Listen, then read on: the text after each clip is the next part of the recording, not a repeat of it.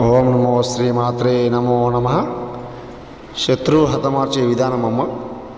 చేసే క్షుద్ర పూజలు, చేతబడి మంత్రాలు, మూల మంత్రాలు, మరణ మంత్రాలు, దుష్ట కలహాలు వేటికైనా పరిశుద్ధ పరిపూర్ణ పరిష్కారం చేయడం జరుగుతుంది.